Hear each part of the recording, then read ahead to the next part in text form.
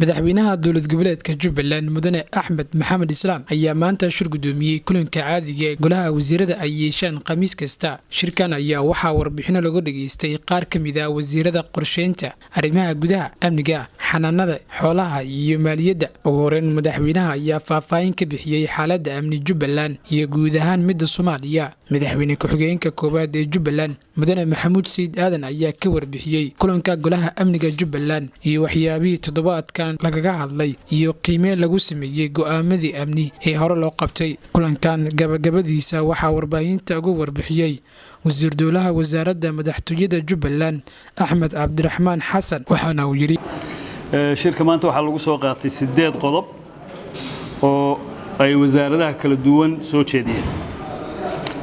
Ugu horreyn waxaa warbixin guud ka bixiyay xaaladda siyaasadeed ee dalku ku sugan yahay iyo gaar ahaan midka Jubbaland ku sugan tahay madaxweynaha Jubbaland mudane Axmed Maxamed Islaam.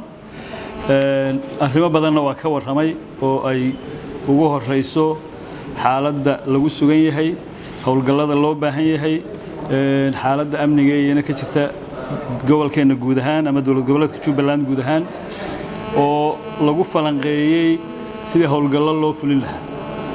waa ogtiin gobol dhan baa naga maqan, arrinta aad baa loo falanqeeyay waana waxna go'aanana waa laga qaatay.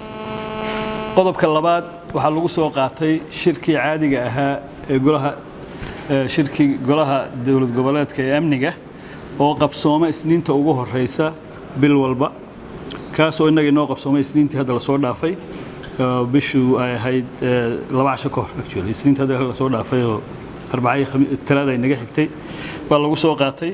waxaa shirkaas isna ka warbixiyay madaxweyne ku-xigeenka koowaad mudane Maxamuud Sayid. waxa uu ka warramay howlihii lagu falanqeeyay shirkaas oo bilaha ah, go'aamadii hore loo gaaray sidii loo fulin lahaa, cidda ka soo qayb gashay.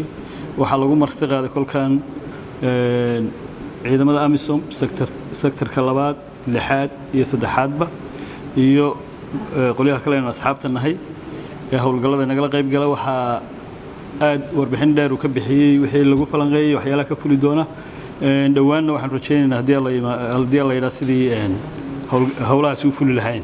sidoo kale wasiirka waxa uu ka warbixiyay wasaaradda amniga, waxa ay ka warbixisay halka uu marayo shirka amniga dowlad goboleedyada dalka ka socdo magaalada Kismaayo, kaas oo go'aan midaysan iyo istiraatiijiyad mid ah laga qaadan doono xaaladda amniga ee waddanka iyo la dagaalanka kooxda Al-Shabaab. cadow baa inagu hareereysan, laakiin qorshayaal rasmi ah baa runtii lagu soo qaaday arrin shirka hadda socda ee ay ku kulmayaan wasiirada amniga ee dowlad goboleedyadu iyo kan inaga inoo gaarka ah ee ah State Security Council ama golaha amniga ee dowlad goboleedka. marka qorshayaal cadcad baa lagu soo qaaday. runtiina ujeedada ugu weyn waxa weeye sidii cadowga looga xoreyn lahaa deegaanada ay hadda gacanta ku hayaan, dhibaatadoodana loo dhimi lahaa, jidadkana la isugu furi lahaa. Cabdi Abshir Yuusuf, warbaahinta TV-ga dowladda Koonfur Galbeed, magaalada Kismaayo.